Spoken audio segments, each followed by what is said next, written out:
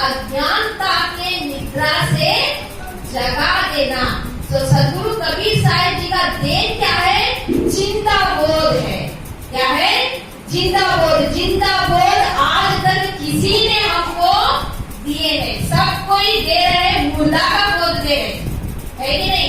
जो कि पहले थे, गए और वो आएंगे भी नहीं, ऐसा बोध हमको दे रहे। लेकिन वास्तविकता में कौन सा बोध सच्चा है?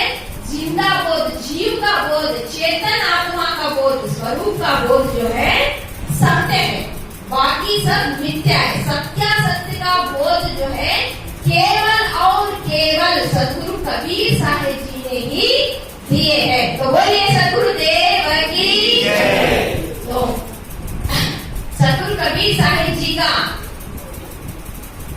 ग्रंथ कौन सा है आप लोग जानते हैं क्या? बीजक है कि नहीं? तो बीजक महाग्रंथ में ऐसा तो एक पद, एक अक्षर बीजक का लिया जाए तो सार से परिपूर्ण है कि नहीं? सार से भरपूर है। जीवन को जो है कल्याण के पथ पर चलाने वाले हैं, यदि हम समझ जाए सही ढंग से। तो एक पद में सदगुरु कबीर साहिब जी बोलते हैं, पूरा पद का विवरण तो नहीं हो पाएगा, अपने को अपने समय के अनुसार थोड़ा सा सुना। कबहू न भयहु संग और साथा, ऐसे ही जन्म गवायहु अच्छा। मोहि न पहियो ऐसो थाना, साधु संग तुम नहीं पहचाना। अब तोरी होए नरक महापासा, इस दिन बसे भुलवार के पासा। जात सबन का देखिया कहे कबीर पुकार, चकवा होए तो चेत ले, नहीं तो दिवस परत है धार। है कि नहीं? तो ये बढ़िया रमणीय है कि नहीं? तो इसमें सदगुरु श्री कबीर साहिब जी बताते हैं कि कबहू न भयो संग और साथा।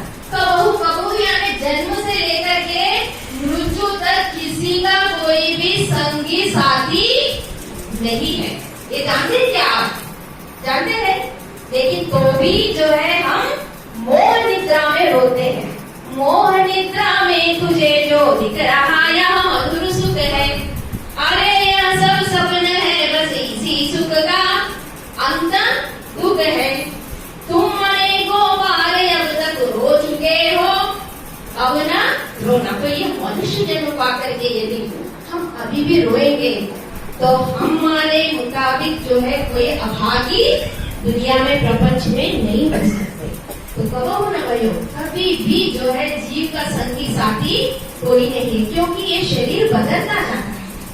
जीव क्या करता है? शरीरों को जिस प्रकार से हम बचपन से कपड़े बदलते हुए आए हैं, उसी प्रकार से यह जीव आत्मा भी जो है अनेकों जन्मों को धरते गया है, छोड़ते गया है कि नहीं? तो पिछले जन्म में माता पिता कौन और अगले जन्म में माता पिता कौन, इसका कोई खबर नहीं है। फिर भी जो है हम संसार में अटके हैं, लटके हैं, है कि नहीं?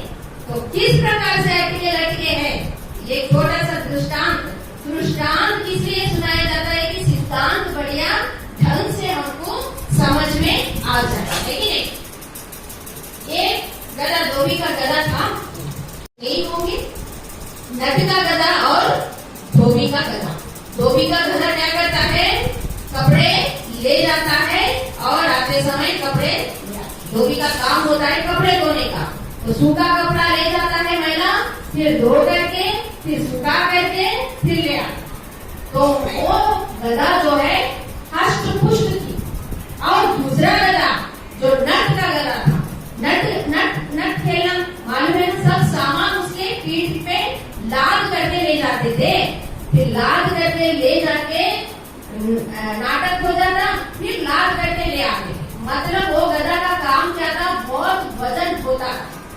नट का गदा बहुत बोझा होता था और दूसरा गदा जो है बिल्कुल हल्का फुल्का जाता और हल्का फुल्का आता और जो है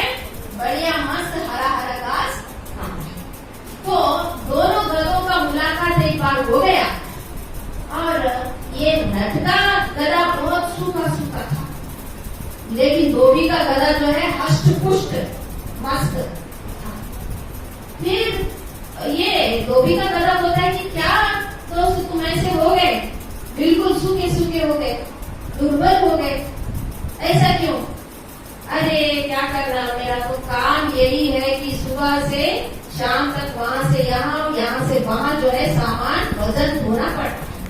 अरे देख, मेरा तो धोबी का गला बोलता है, मेरा तो जीवन बहुत बढ़िया मस्त चल रहा है कि नहीं?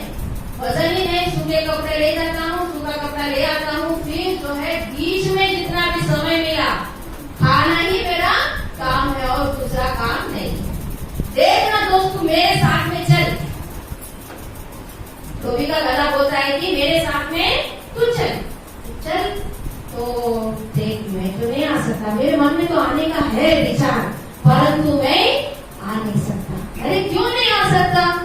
आ जाना, छोड़ दे, नट को छोड़ दे, तू आजा मेरे साथ में, मस्त खेल सकते, कूद सकते, वहाँ पर भोजन भीजन मिलता है हरा भरा।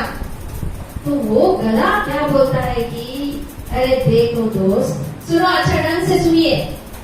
वो गला बोलता है, नट का गला बोलता है, मेरे मालिक ने हमेशा ये बोलता है कि उनके लड़की को सुबह जब निकलते हैं हम घर से, उसके लड़की को बोलता है कि देख बेटा, तू जो है ये तार में जो तू रस्सी पे चलना पड़ता है, लड़की को रस्सी पे चलाता है, रस्सी ऐसा बंधी रहती है और उस रस्सी पे लड़की चलती है, फिर पैसा लोग दे देते हो, पैसा लेकर के आता है, नट का एक होता है। तो वहाँ मालिक ने कहा कि यदि देख बेटी, तू वहाँ से यदि गिर पड़ी तो मैं ये गधा से तेरा शादी कर दूंगा। तू यदि रस्सी से गिरी, अच्छा ढंग से तू नाटक दिखाना, यदि नाटक नहीं दिखाई तो क्या होगा, तू गिर जाएगी तो एक गधे से शादी कर दूंगा। तो वो गधा बोलता है, कभी ना कभी वो लड़की रस्सी से गिरेगी, फिर मेरा शादी जो है उससे होगा। इसीलिए मैं नट का गधा को छोड़ूंगा नहीं। तो इसी प्रकार हम भी जो है, ध्यान से सुनिए, हम भी जो है नट का गधा बन चुके। क्या आस है हमारे अंदर में? स्वल्प सुख दुख आदि अंत। स्वल्प सुख के कारण, बहुत स्वल्प सुख है कि नहीं? शादी से पहले शादी नहीं हुआ, शादी होने के बाद बच्चे नहीं हुए, बच्चे हुए फिर उनका रोगी हुआ तो भी दुख है कि नहीं? माता पिता को देखे तो भी दुख, नहीं देखे तो भी दुख है कि नहीं? उसके संतान को देखो, फिर बुढ़ापा आ जाए, वो बुढ़ापे में कोई पूछे भी दुख, ना पूछे भी दुख।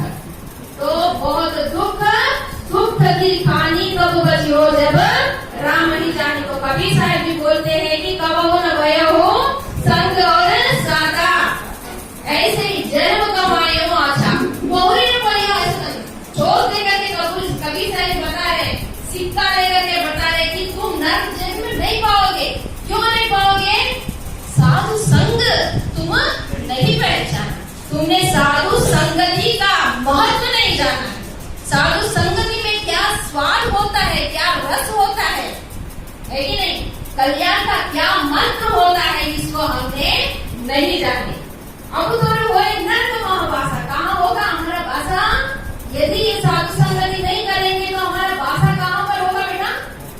नरक में होगा। मतलब अभी जो आपने महात्मा जी बताए अन्य 3 थाली, उसमें जो है हमको जाकर के भाषा करना पड़ेगा, है कि नहीं?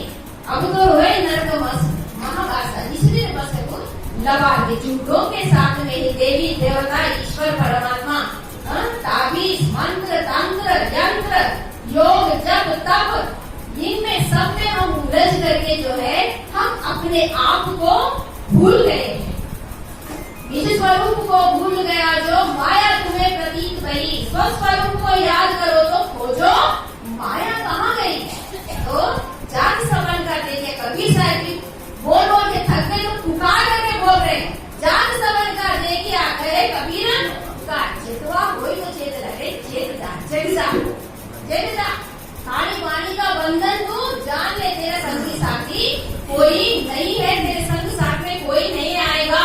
ये केवल जानने के मानने के बाद नहीं, मान करके जान करके उस पे जो है हमें चलने की आवश्यकता है।